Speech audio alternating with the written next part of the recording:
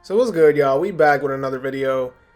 And last time I made a video, or 2 videos ago actually, we talked about the whole Cleveland Donovan Mitchell trade and the aftermath for the 3 teams that were basically involved. Even though the Knicks didn't make a trade, I put them a part of the video because obviously they were heavily rumored to get Donovan Mitchell. So it led to this idea of a video, which is what is next for the New York Knicks after missing out on Donovan Mitchell.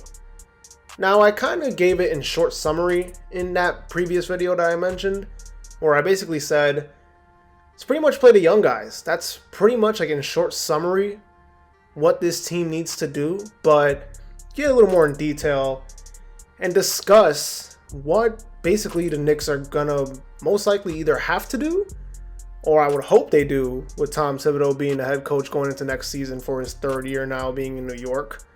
So let's talk about it. Let's get right into it.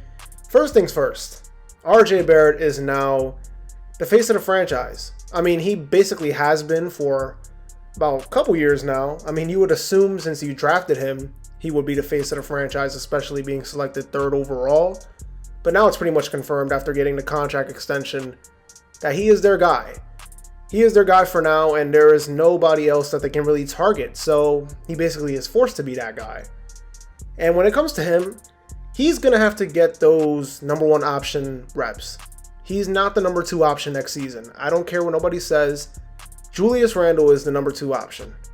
It's not RJ Barrett. If we go into next season and RJ Barrett is getting these corner 3-pointer looks where he's just sitting in the corner not doing nothing, and then there's moments where he'll get the ball but then he kind of has to defer, I don't want to see any of that. I want to see RJ running the show. Basically like what we saw for the second half of this past season. That's pretty much what I want to see out of him. And Tibbs is going to have to set him up in the right spots, get him into his comfortable spots on the floor, and get him going. Because right now, he is like our only hope. I mean, I get that the Knicks got a few other good young players besides RJ Barrett. But right now, if you had to say who is the young Knick that has the best chance to become a superstar, it's RJ Barrett. So you have to lean on him to be that guy. Second of all, these are my second point now for the upcoming season for the Knicks is the other young players. What's in store for them? Now, starting off with Quentin Grimes, because supposedly a lot of people are talking about how the Knicks didn't want to give up Grimes. They did not want to put him in a trade package for Donovan Mitchell. And since that's the case, I think he has to start.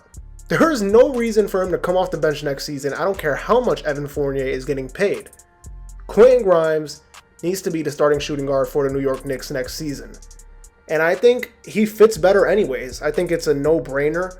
Having Fournier and Brunson in the backcourt does not sound like it's going to be good defensively. So obviously adding Quentin Grimes in there, who was in my opinion last year the best defender on the Knicks squad, it's definitely a plus.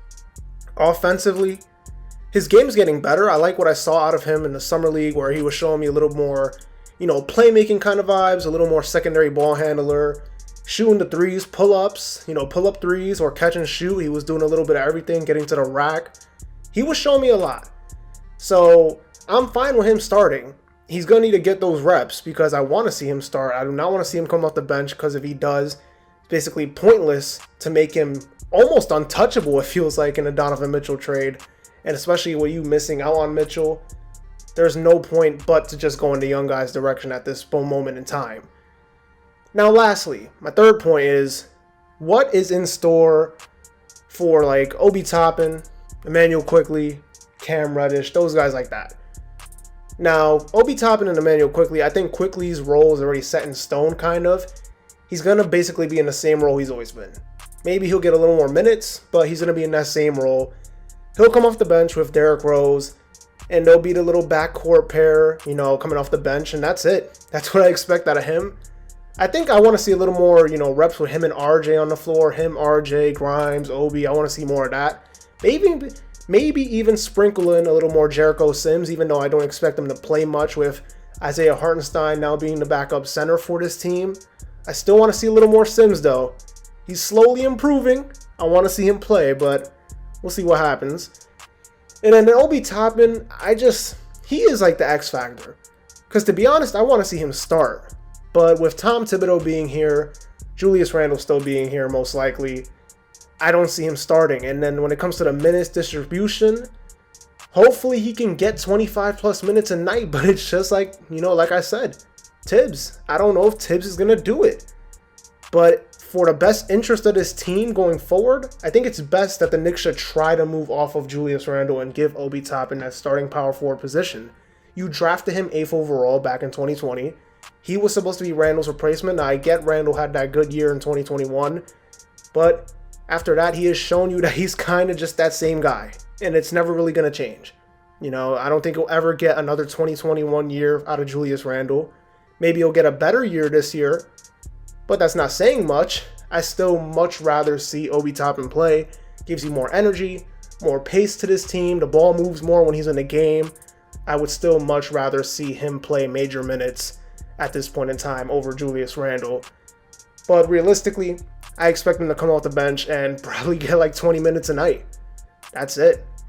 Now, as for the last young guy that I mentioned in my last point right here is Cam Reddish. Cam Reddish is like an interesting player on this team, probably the most interesting player because he has potential to contribute on this team. And to be honest, I want to see him play because you gave up a first-round pick for him. Granted, it was protected and it was a Charlotte pick. That doesn't matter. You still gave up some draft capital for him. So it's only right that you get him some minutes. But with Fournier, Grimes, RJ all being, kind of in that same position as him, it's hard for him to play. And this leads me to another point, which I mentioned in my previous video when I talked about the Donovan Mitchell trade aftermath, is the Knicks got to get rid of Evan Fournier too. They kind of have to, because Cam Reddish being a bench warmer for this team makes no sense. I want to see what Cam Reddish could do. I was excited when they traded for him. And am I saying he's going to be a star for this team? No, not by any means, but he can definitely be a guy that averages 15 points per game, 16 points per game. Does he have some injury concerns? Is he always hurt, it feels like? Yes, it feels like he's out every 2 seconds, but when he plays, he shows you that he's improving, Solid scorer, can get to the rim. Not that bad of a defender, even though people criticized him back in Atlanta for being kind of a subpar defender. He has some defensive potential, so let's get him on the floor. Let's see what he can do. I think he's kind of a big X factor on this team as well when it comes to the future of this franchise. Maybe he can be a trade piece. Maybe he can be a future piece that you keep. You want to see. So obviously, he is kind of another guy that I want to see going into next season out of all the Knicks young players. And that's pretty much going to do it, The Knicks got an interesting season. I think it's going to be one of those make or break years for Tom Thibodeau. If the Knicks don't get out hot in like the first 20 to 25 games, maybe pre-All-Star break, I think he's out the door. To be honest, I really think he's out the door, but we'll see what happens. Pretty interesting season going on for the Knicks, and it hasn't even started yet. Anyways, that's going to do it. Don't forget to like, comment, and subscribe. Follow me on Instagram and Twitter. Link will be down in the description below. This has been a checkup where we talk hoops and hoops only, and I'll see you on the next video. Peace.